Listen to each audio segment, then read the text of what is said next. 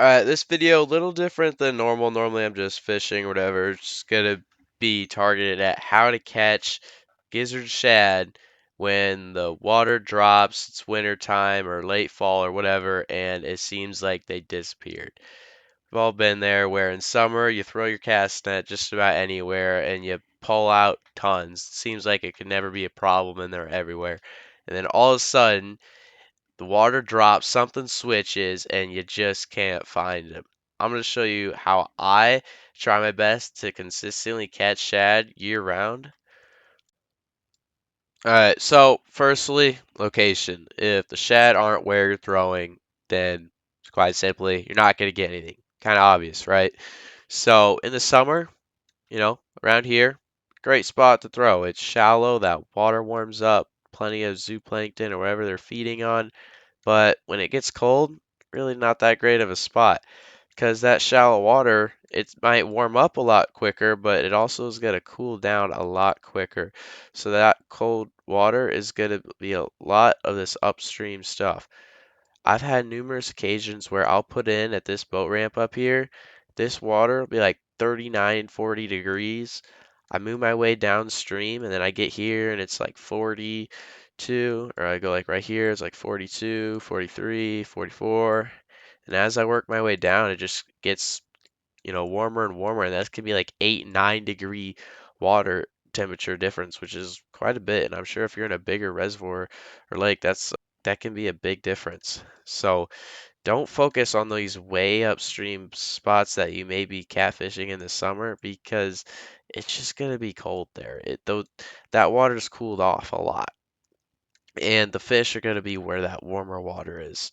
So look down here maybe and where it's a little bit deeper and there's some holes here. This contour map doesn't show it the best, but that water isn't going to cool down as much. Now, let's say there's been a real cold day, or not cold day, just like cold week. It's just a big cold front, and that air temperature is way below the water temperature. Those fish are going to want to get as far from the air as they possibly can. So, imagine there's a rock ledge here and there's a deep hole. They're gonna be tugged against the bottom, a lot lower in the water column in that deeper water, trying to get as far from the top from the air as possible. But let's say a week goes by and it's like 60-degree weather and sunny and that water temperature maybe isn't warm, but it's just barely warm enough. They'll go higher in the water column. They might come up into the shallows a little bit more, or shallower, maybe not the shallows. And really the key to that is to just look at your sonar and try to figure out where they're at because just when you think you got it figured out, they usually change. All right, so this is kind of showing that kind of average depth around where you're at, affects water temperature and everything. So here it's about 11 feet. That sonar is wrong, but like 42, 43-degree water. You're seeing some stuff on the side scan. Who knows? Probably just carp or something. And I move, and then this is a picture of that same day. It's 30.8 feet of water, probably average depth like 24 feet around. And look at all that stuff suspended at about 22, maybe 18 feet of water, all the way down to like 25 feet of water. And that's where I ended up finding them that day. Reading your sonar is a major part in catching shad in the winter. Now, as you can see here, I'm in 10 feet of water and see all these schools of fish. Now, while you might really not know what they are, maybe they're crappie or whatever, but that's what you're looking for is these big bait balls and you don't know what depth they're in, so just kind of cruise around till you start seeing bait balls, may move a little bit, and take a look at that side scan. Side scan is something you really got to be alert for. See that on the right, that big ball? You're looking for stuff like that. Now, this wasn't the first spot I looked either.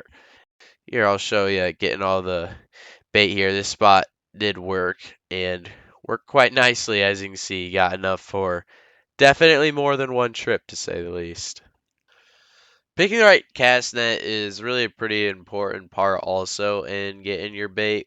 Now in the summer, you can go to Walmart or wherever, get those cheap cast nets. You're only catching them in like 3 feet of water, or, whatever you're catching them in, and it works, okay. But if they're deep, these cast nets really just aren't gonna do the trick.